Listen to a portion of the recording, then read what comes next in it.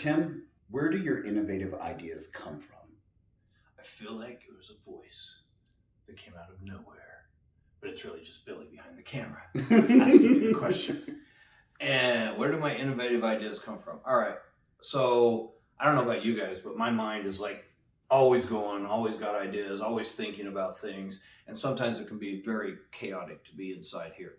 Um, but when I get great ideas, I think there's a couple different processes that we all use, and I in particular use, and I'm going to share those with you and see if it helps you. I do a thing that my mentor Keith taught me. It was called thinking time.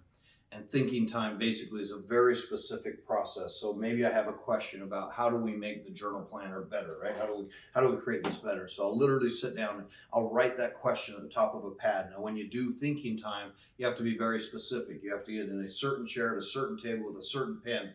No electronics, no iPad, no computer, no phone. Get rid of all of that. And for 30 minutes, 45 minutes, you literally have a piece of paper and you do this. This is the secret, right? So you got a pen or a pencil, and you do this, and you draw a little dash, right? How can we make the journal planner better? Dash. And then the first thing that comes to your mind, you write it down. And when you're done, dash. Something about the dash makes your brain go, oh, there has to be another thing on here. And so you write another one down, and then guess what? Dash. And you just keep doing it until you start being more and more creative. And what I found happens is the first 10, 15, 20 things are the things you would normally think of. And then once your brain is out of those, then you start to really have to get creative because you've already used up the obvious. And so then you have to start thinking, all right, what have I not thought of before? And what could be creative? And then you come up with maybe another 10, 15 things. Then the magic happens. And this is what happens. You tap into infinite intelligence, God, the universe, whatever you want to call it, and you come up with inspiration things.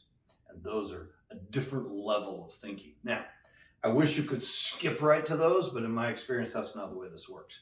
You have to come up with your things, you have to come up with more creative things, and then you tap in. And that's one of the ways that it works for me.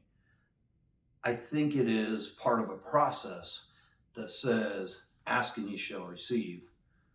Knock and it shall be open unto you. My example that I like to use is whenever I'm faced with a hard problem, I just ask myself the same question over and over again until I get an answer. If you ask yourself, why am I so fat? Guess what?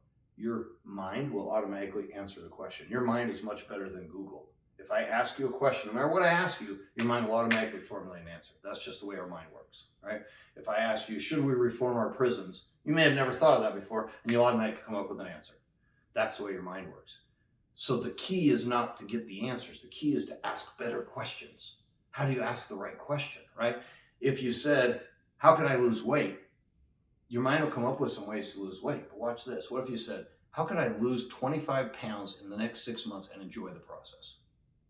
How could I lose 25 pounds in the next 6 months and enjoy the process? I wonder what I could do to lose 25 pounds in the next 6 months and enjoy the process.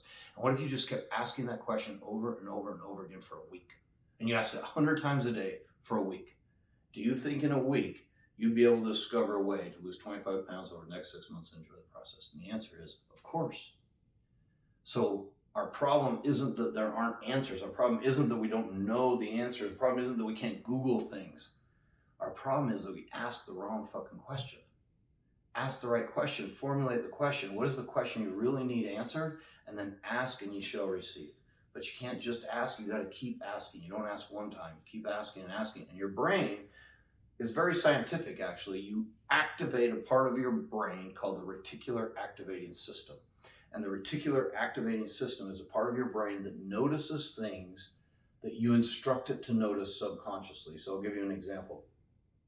You buy a red Honda, and suddenly everybody has a red Honda. You never saw a red Honda before, and now everybody has a red Honda. How is that? Because your reticular activating system is open to that thing that you did.